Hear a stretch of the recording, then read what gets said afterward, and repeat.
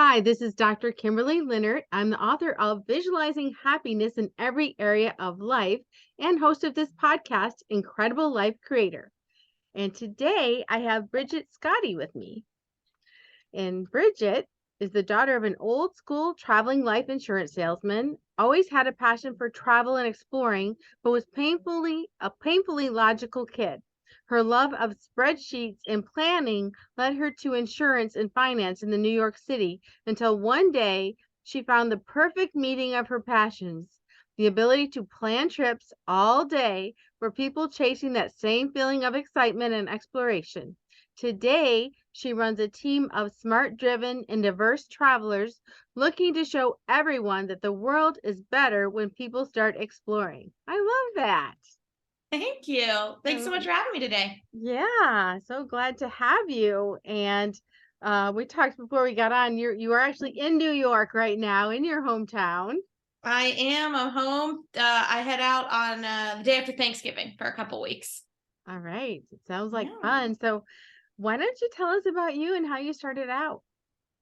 absolutely. So you mentioned a little bit, but yeah, I mean, I grew up, I'm actually from Pittsburgh originally. I grew up with a dad who traveled 250 days out of the year as a salesman. And it led to like, I was definitely way older than I expect, than most kids. But when I realized that's not normal to like be on a plane to every week or whatever. But it gave me this sense of curiosity and a real love of travel, a real sense of want to see more than just what was outside my doorstep. And I moved to New York when I was 18. I've been here for quite a while, and I have always been, somebody very logical. I love numbers. I love kind of that very analytical approach. But I'd say pre 2020, I would never, to the best of my abilities, I'd never go more than a month without going somewhere, plane, train, or automobile, however you can get there, because I really felt like it's what would round out my personality. It would show me so much more. It would allow me to kind of figure out my spot in the world, where what it all meant, why I was driven to do such the things I was. And then a handful of years ago, one of my best friends was turning 25, and he didn't grow up, with a family who traveled a lot. That wasn't really his background. And he couldn't decide where to take himself for his 25th birthday. He wanted to go on like his first adult solo trip. And he was back and forth. And I was like, you know what? My birthday present to you is I'll plan it. Don't do anything. Like I'm on it. I got you. And I was like, but the catch is I'm not telling you where you're going until you get to the airport. I don't want you to second guess any decisions. So that's what I did. I planned him a trip to an unknown destination. He didn't find out till the day of. And by the time he came home, I was like, this is a company. This is something. This will be fun. And we've been doing it ever since. It's been a blast. That is exciting and fun. For sure. So I'm just wondering, when you were growing up, Mhm. what kind of games did you play? Were you the child that wanted to play the exploring games or the hide and seek, or where did this all start? Definitely from just growing up traveling with my dad. The kind of games I liked Monopoly. I liked Scrabble. Again, I grew up playing like Hearts and Gin Rummy and like very like kind of, if not mathematical, logical games, kind of strategic, definitely. But it all really comes from this sense of being young and kind of getting out of my comfort zone a little bit, because I never knew that that was abnormal. And the older I got, the more I kind of chased that feeling. And my dad always approached travel as work, right? Like he didn't have a choice. So for him, he's never looked at, I can't wait to take a vacation and go somewhere. Whereas for me, I would crave the ability to wander a new city or get lost exploring or try a food I hadn't been. And, as I grew up and I was able to kind of direct myself in my own destinations, it showed me that at least for myself, I'm a big believer that everybody's a better person when they travel. It expands who you are, it expands your knowledge, it expands your understanding and your kindness and your awareness of the world around you. We as people are very insular by nature, and we tend to find ourselves in the same spaces over and over. And I think there's a real opportunity for people to expand what community and worldliness means by going and, sitting somewhere they wouldn't have sat normally and pushing themselves a little because it makes everything just a little more exciting. So when you travel, are you doing more of the tourist type of thing, or are you actually interacting with people, meeting people, and like creating friendships that you're keeping? A little bit of both. It depends on the kind of trip. I do have friends in, different cities and countries around the world, which has been lovely. But I'm a sucker for a good tourist trap. Give me a bad tchotchke shop and whatever, and I think that's fun. But I also will equally enjoy the concept of showing up in a neighborhood and just wandering until I have nothing left, no energy left to keep going. I personally am not a fan of things like cruise ships or tour groups necessarily that remove you from cities before you get to see kind of the full experience of that city. I think, seeing a town from 1 p.m. to 6 p.m.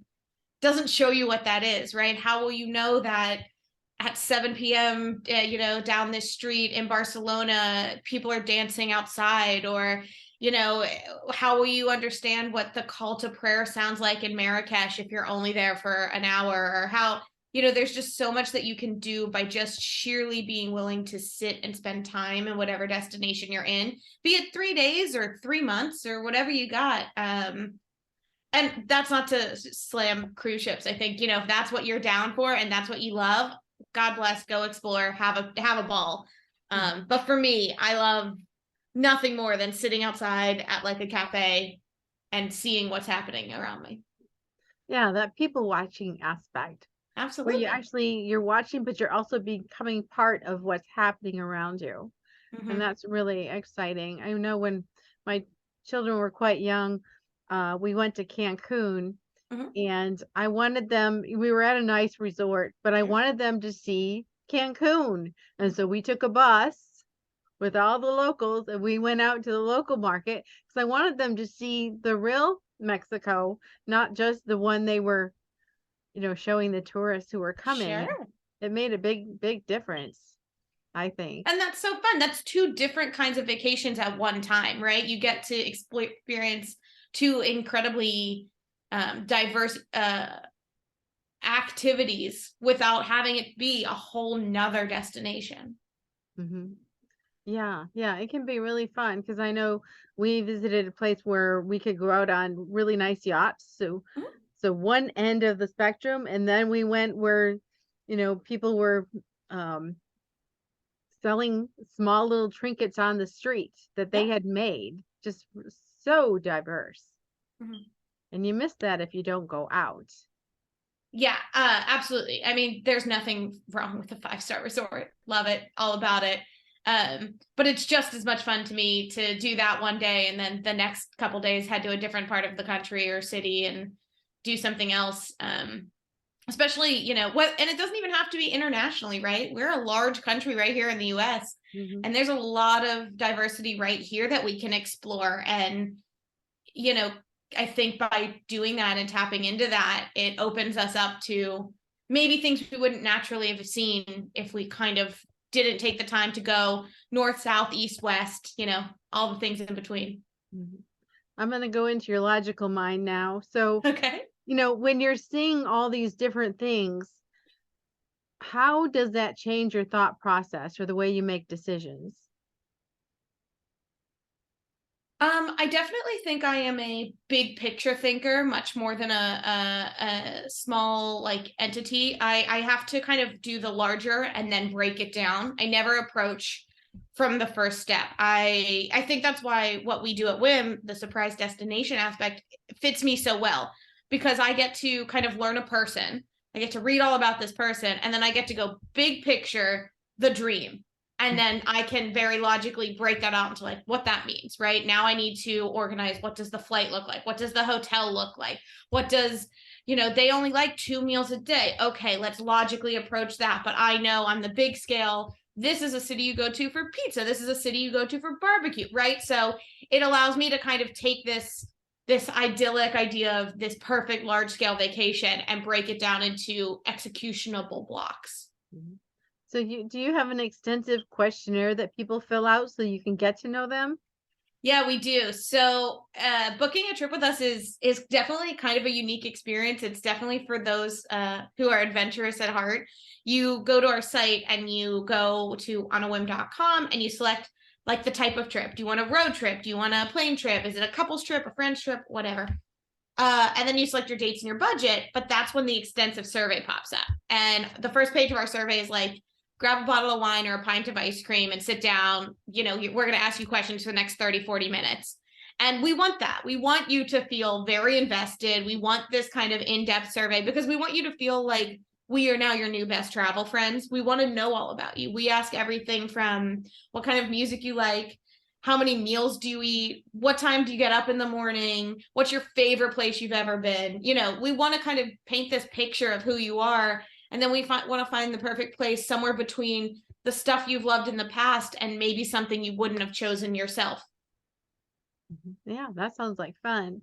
Yeah. And what about if people have special needs, as in, let's say they have a certain diet where, like, a lot of people are allergic to gluten or dairy, or, it might be Mhm. something else, but they have to have a certain meal, or, or even parents traveling with children who have special needs, who are have sensory issues. Like, Mhm. how do you handle those kind of things and plan that kind of trip so that they feel safe and good and have fun? Well, I think of the first step to that is that questionnaire. We do ask, do you have any dietary restrictions, any physical limitations, anything you really want us to know, any important facts? We have planned trips for people of all ages, races, genders, everyone who identifies in any capacity. Planned trips for people with different physical, mental, emotional needs, dietary needs, kind of you name it. And the way we do that is it's no fun for us if you are not having fun, and work should be fun. So you want to go and you tell us you're gluten free.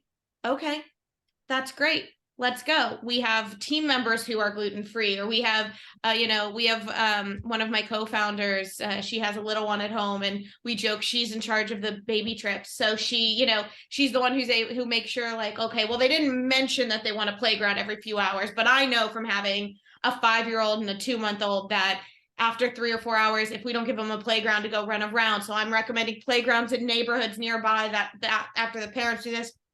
We take a lot of time to learn the people, but we also want to make sure that we're meeting literal requirements. And we do say in it, like, tell us what you need and then trust us with the rest. So maybe you'd be like, it's not a thing I'd normally do. Give it a shot.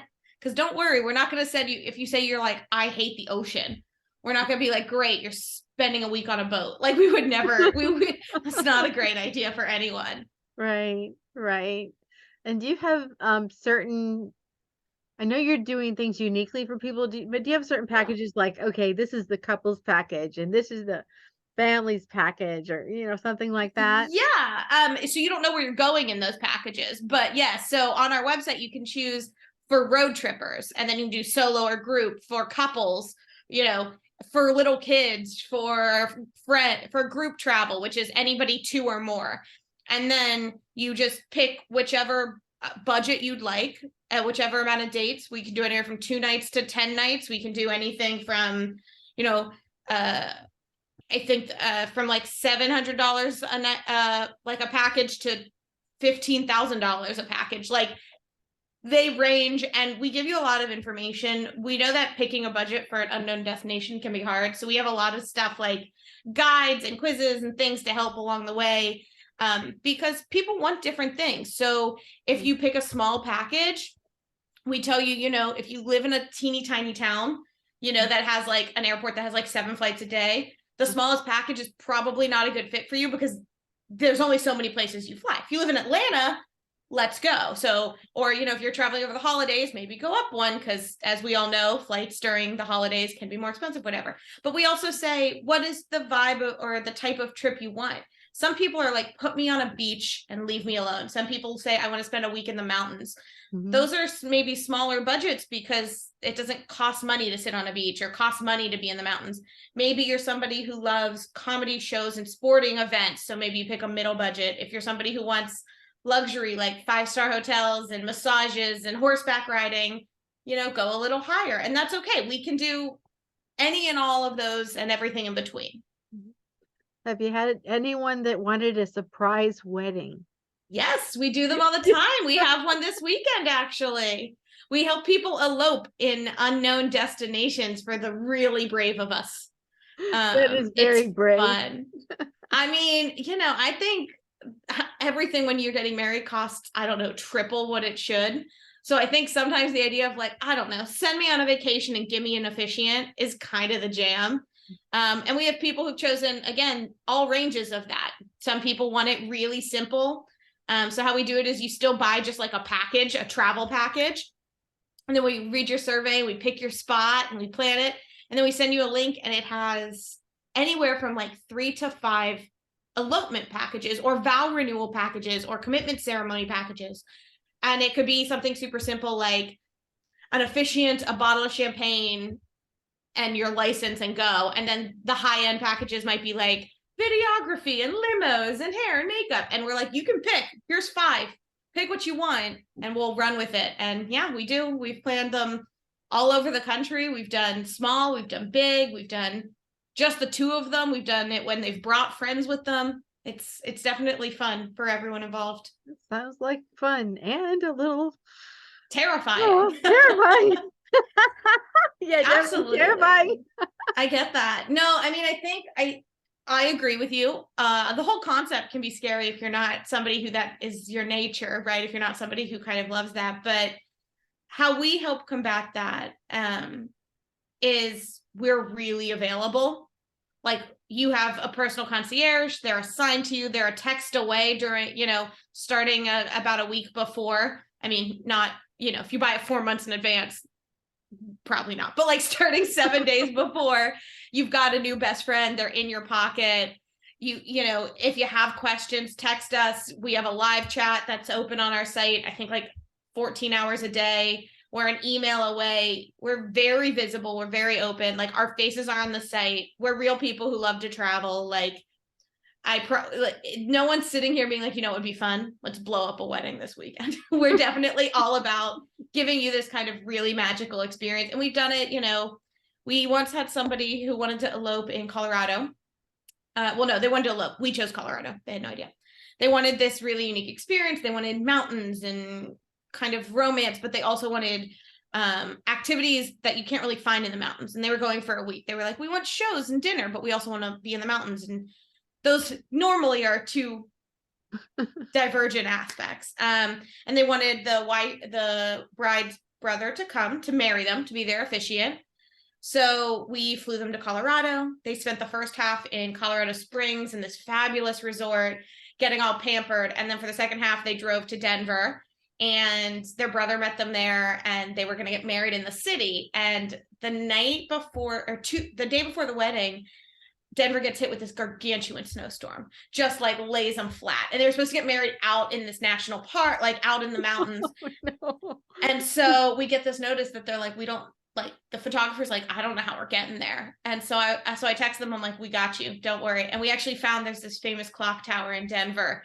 And we called them and we were like, what's going on at your clock tower tomorrow in the middle of a snowstorm? And they're like, actually nothing, because everything was, but it was close to their hotel. We were able to do it. And they actually got married in this incredible clock tower from the inside. So all their photos are like backlit against the snow falling outside of this see-through clock with the mountains in the background. And I don't think that's even something that, like, if you planned this on your own and it was going to wipe you out in a snowstorm, you're wiped out in a snowstorm. But by using us, at least you've got like a crew of people who are there who are like, we're on the phones. We're going to take care of this. You're covered. And that is good to know, especially when you're in a place where you don't know where you really are. Yeah, of course. Any, references or resources or anything. For sure. So what about big groups? Let's say a family says, we want to have a family reunion. There's 100 of us. Have you done big groups like that? I have never done 100 people. I could. We'd be great at it. But we've done in the 20s and 30s before, and that's been our largest. But there's no reason we couldn't go as big or as small as you wanted. We do all sorts of them. And when that's the case, we look more for, like, we recently had someone who was 12 people. It was like 4 couples and then their kids. And so we were like, yeah, we can do that. And we found them a really cool house on the beach in Charleston. And it was a blast. It was a lot of fun. And it's really cool to kind of plan for a group so big because you're able to give a lot more options. Like, okay, this afternoon, here's 3 options. You can all go to one, you can split apart, whatever. Whereas when we plan itineraries for like 2 people, we're not going to be like, you guys can split up. We're going to try and find things that fits both members of the group really well. Yeah, well, that makes sense. So you started this company on your own and then you just added friends and associates, or how did that happen? Yeah, I loved the idea. And I was like, I think this is good. uh, and then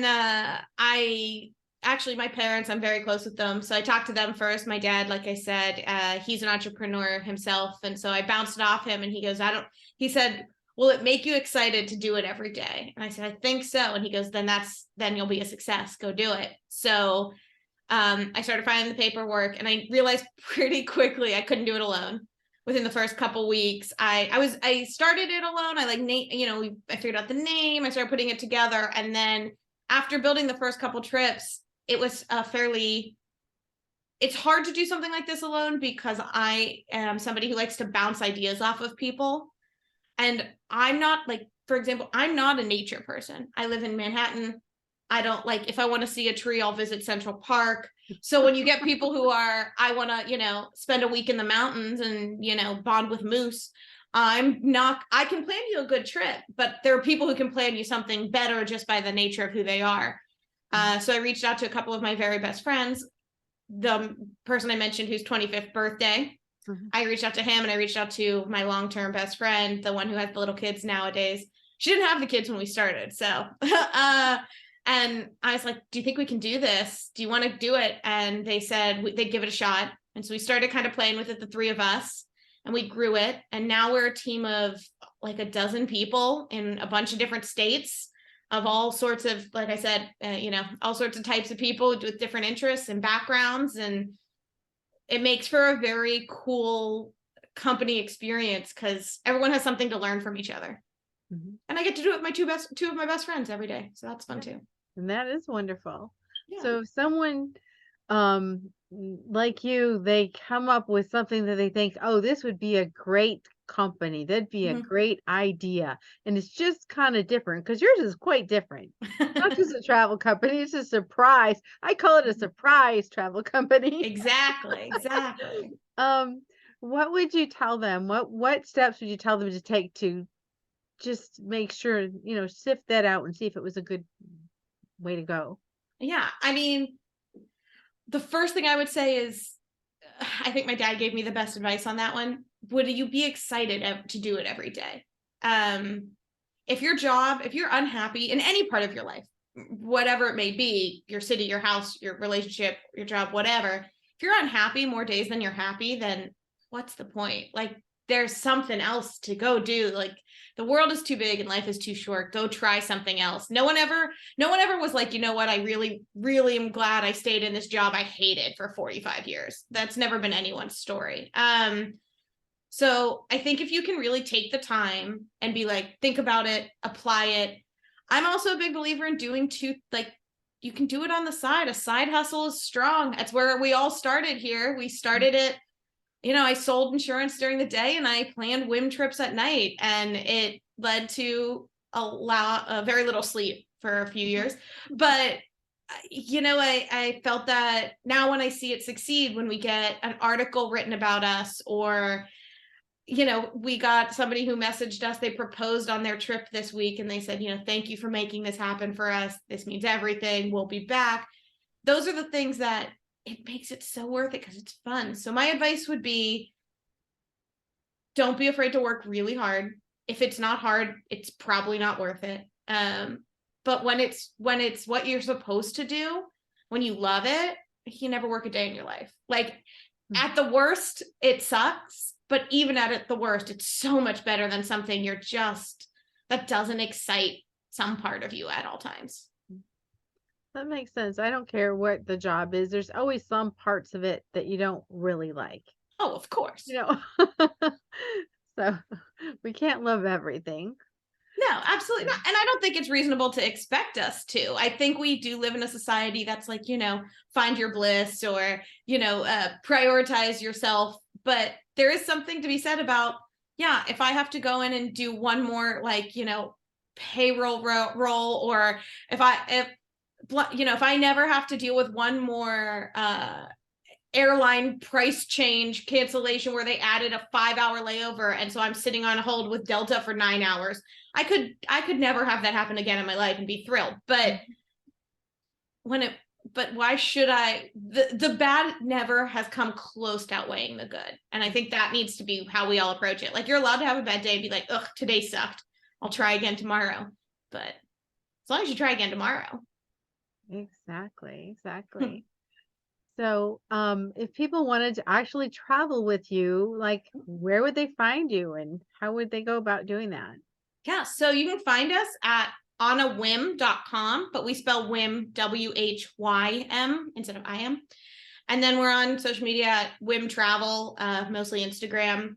And we are, like I said, we are painfully available. All of us, we're super addicted to, we're like, oh, you want to talk to us? Let's tell you everything you've ever wanted to know about this. And whether it's with us or on your own or in any capacity, the more we can travel, whether it's an hour away or a half a world away, it's all the better. And just a personal question for you. Yeah. I know you're very excited about your business, but what in your life gives you the most happiness and fulfillment? I mean, yeah, it's easily building a company with my best friends. Like, even when I want to smack both of them and I'm like, oh my God, I can't look at your faces for one more minute. It is out of a level of love and trust and compassion that I don't think you get when you, one, do something alone or do something with an acquaintance. Like, so if I take even the work part out of it, it's getting to build something with these people that I love. Like, I don't have kids, but like, I have a little crib back there, and that's because my business partner, my best friend, had my godson a couple months ago, and me and the other founder of our company are his godparents. And like, this is the family that we've built, and the fact that we get to do that. And even when we're like annoyed with each other, which everyone's annoyed with everyone sometimes, at the end of it, we still are this really great crew who rolls deep and wants everyone to succeed, and respects each other enough that we keep showing up even when we're like, you're wrong, but I'm still here. Exactly. So what is one of the most fun, interesting, different trips you've ever planned that maybe even surprised you? Okay. I'm kind of constantly in awe of some of the cities in the US. Like, I low-key love Columbus, Ohio. I think that should be on most people's lists. I think it's a blast. If you're someone who likes art and quirk and strange, that is a place that like has a field called Cornhenge, where somebody, for a reason I can't tell you, decided to pour plaster of Paris like 6-foot tall ears of corn. No one knows why. It's the best thing I've ever seen. I just, stuff like that. I always love finding this kind of mid-sized city that has something so unique about it that you're like, or some kind of personality to it that you're like, I would have never thought. And now I can't stop singing its praises. As far as specific trips, I mean, the Denver clock tower wedding was a pretty hardcore pull off that I'm quite proud of. Actually, the very first trip I ever did for my friend, when I sent him to Austin, Texas, and I don't know if you've, I don't know your comfort level with it, but there's a place there called Franklin Barbecue. It's the most famous barbecue in America. People like sleep outside for this barbecue. It is a thing. And so part of what we do at Whim that makes us, I think, so much more fun than a regular experience is not only is the destination a surprise and you don't know where you're going till before, but when you land, you get a full itinerary with everything planned out for you. But within the itinerary, there's like additional surprises hidden throughout. And it says like, shh, it's a surprise. And we won't tell you what that random thing is at like 4 p.m. on Thursday until a couple hours before. And so this one, I wanted him to have Franklin, but sleeping outside sucks. But I sent him like, his big reveal was like, get up, go downstairs. There's a car waiting for you. And he takes this card, he gets dropped off, and there's this huge line. And I'm like, go stand in the line. Here's where you can pick up like a folding chair and whatever. And he's there. And about an hour in, I text him and I was like, listen for your name. Someone's looking for you. And I had sent kolaches, a classic Central Texas, West Texas breakfast. I sent him kolaches and coffee to be delivered to him in line while he waited and share with his neighbors so he could make friends. I've planned proposals I've planned a lot of proposals. We've planned, honeymoons and there were baseball fans. And so we sent them to San Diego and they had their name up in Petco Park in the lights. Or we've done, we have one couple that they mean a lot to us here. They're our guys. We love them. They've gone on half a dozen trips at this point, but they went on their first vacation together with us when they were a new couple. And they said, I love you for the first time on the trip. And they asked us. And so when they told us like he wanted to do something special. Could we have sparkling cider sent to their room? So we did. And they've come back time and again. And we've planned them everything from the first time they said, I love you, to their engagement, to their honeymoon, to their first anniversary. Like, we get to be a part of these two guys' lives. And we've that many trips with us, we've had to dig deep. We've had to get real creative. We started running out of places. We're like, guys, I don't know how many states we got left in us. You've been to them all now. Yeah. So I don't know. I think it's just really uniquely positioned to what you're into, but it's kind of whenever we feel like we got that special touch in there, we're like, that was it. Yeah. So here's the question. I don't know if guys ask this, but I think women definitely ask this. How do I pack? Am I going to Alaska or am I going to Hawaii? If I'm going to Hawaii, it's all summer clothes. If I'm going to Alaska, I want my sweaters. A totally reasonable question.